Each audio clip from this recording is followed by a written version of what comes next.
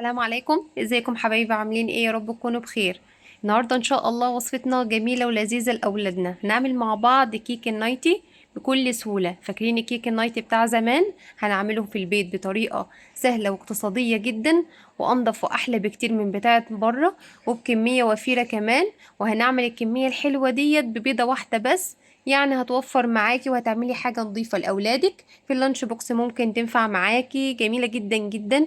جربيها، كيك هشة حلوة اقتصادية وكمان مغذية لأولادنا. وقبل ما نبدأ وصفتنا ما تنسيش اللايك والشير الجميل بتاعك، واللي لسه حبايبي ما اشتركش في القناة يدعمني ويشترك ويفعل زر الجرس عشان ان شاء الله يوصل لكم كل جديد.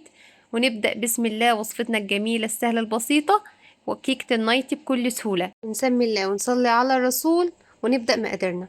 هيكون معايا حبايبي كوبايتين من الدقيق المنخول، هيكون معايا بيضة زي ما قلت لحضراتكم، كوباية من اللبن، هيكون معايا كمان نص كوباية من السكر، ربع كوباية زيت، معلقة كبيرة بيكنج باودر، وطبعا الفانيليا، ومعلقة كبيرة من الكاكاو الخام. شفتوا مقاديرنا بسيطة وسهلة ازاي؟ كوبايتين دقيق وبيضاية واحدة، وهنعمل كيك نايتي في منتهى السهولة. اول حاجة حبايبي نزلت كده بمعلقة كبيرة من البيكنج باودر على الدقيق بتاعي، يبقى المواد الجافة مع بعض، الدقيق مع البيكنج باودر. ودي حبايبي اول خطوة معايا. تمام.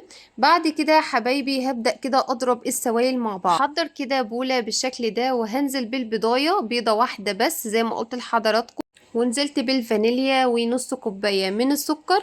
وبس كده هقلب المكونات دي مع بعض لحد لما احس ان السكر بتاعي داب تماما مع البضاية. خطوة مهمة جدا، ادوب السكر بالمضرب الكهربائي، او الخطوه دي ممكن تعمليها في الخلاط اللي ما عندوش مضرب كهربائي بكل سهوله يا حبايبي بالشكل ده.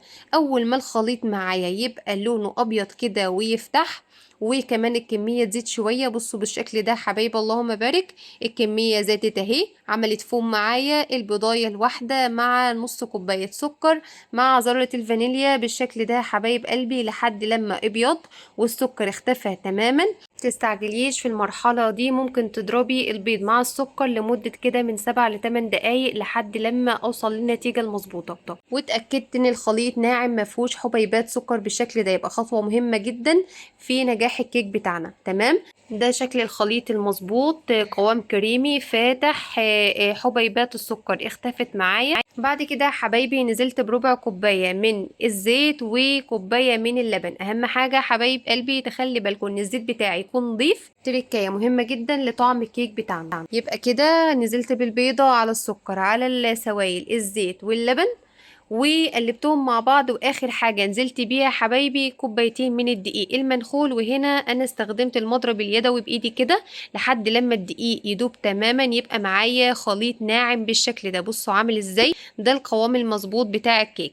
اخدت حبايبي معلقتين كبار من الخليط اللي احنا عملناه مع بعض، زودت عليهم معلقه كبيره من الكاكاو الخام، معلقه كبيره من اللبن، وهقلب كده الخليط الجميل دوت لحد لما يدوب ويبقى معايا صوص حلو كده. انا هزين بيه كيكه بتاعتنا تديني شكل النايتي او الكيك المعتاد اللي بنجيبه زي الجاهز بالظبط. هفضي خليط الشوكولاته ده لا اما في كيس حلواني او في كيس تلاجة المتوفر عندك، وجهزت الصينيه بتاعتي او الصاج حوالي 30 في 40. لازم حبايبي الوصفه دي يكون صاج الحواف بتاعته كده ما تبقاش عاليه. تمام. هبدا انزل بالخليط الابيض اللي احنا عملناه مع بعض بالشكل ده، وهحاول اساوي الخليط كده كله اتجاه واحد، ما تقلقيش. بيبقى السمك بتاعي كده رفيع او رقيق. هبدأ كده اخبط الصاج بتاعي خطتين عشان كده ما يبقاش حتة عالية عن حتة، يبقى كله اتجاه واحد او سمك واحد بالشكل ده حبايبي. وهبدأ بالخليط اللي عملناه مع بعض، خليط الشوكولاتة، هديله كده خطوط عشوائية بالشكل ده. انا عايزة اعمل شكل النايتي اللي بنجيبه من بره كده، بيبقى عليه طبقة زي الشوكولاتة كده، اي ستيكس او اي عصاية شيش او اي خلة عندك. هعمل خطوط كده عشوائية بالشكل ده. فرن درجة حرارة 180 ساخن مسبقا لمدة 15 دقيقة، وياخد معايا اللون القمر ده بكل سهولة ويبقى معاكي جاهز. بصوا ما شاء الله كيك هش وجميلة ازاي. هسيبها تبرد تماما، الخطوة دي مهمة جدا، تبرد تماما خالص. وبعد كده هبدأ كده اسلكها من ورقة الزبدة او هشيلها كده بالشكل ده حبايبي. بصوا ما شاء الله سمك كيكة ده السمك المظبوط زي ما قلت لكم، حجم الصاج 30 في 40، هيطلع معاكي سمك مناسب جدا لعمل الكيك. هبدأ كده اسلكها من ورقة الزبدة كده. بصوا ما شاء الله الحواف عامل ازاي. الكيك نفسه هش وجميل جدا، طريقته سريعة وسهلة واقتصادية. بعد ما بردت تماما شلت الكيك من ورقة الزبدة ورحت قلبت الصاج بالشكل ده، وضفت ورقة زبدة تانية نظيفة، وهبدأ اقلبها عليها بالشكل ده، وهشيل ورقة الزبدة بكل سهولة. وده شكل الكيك بتاعنا حبايبي. هبدأ اقسمه كده نصين بالتساوي، ولو لاحظتوا هنا قلبت نص كده بشكل الشوكولاتة، والنص التاني هبدأ احشيه. عندي مربى من المشمش، اي حشوة تفضليها. انا هنا فضلت مربى المشمش، دي كنت عاملاها بيتي برضو، شفتوا كريمية وجميلة ازاي. عندك مربى فراولة تليق جدا، عندك صوص شوكولاتة يليق جدا جدا. انا هنا كان متوفر عندي مربى المشمش، ما شاء الله حلوة وجميلة جدا. اي نوع مربى عندك ينفع. ما عندكيش مربى ممكن حشوة شوكولاتة او كريمة المتوفر عندك. يبقى انا كده قسمت الكيك بتاعي نصين، وقلبت النص كده يكون اللي مش عليه شكل الشوكولاتة حطيت عليه الحشوة. ليه بقى انا عملت الحركة دي؟ عشان لما اضيف الجزء اللي عليه شوكولاتة يبقى النايتي من فوق شكل الشوكولاتة، ومن تحت مديه شكل الشوكولاتة كمان. بالشكل ده حبايبي هفضل كده اضيف النص التاني كده على النص الاولاني بالشكل ده. يبقى هنا عندي الحشوة في النص، ومن فوق شوكولاتة ومن تحت شوكولاتة. تمام، طريقته سهلة وبسيطة جدا.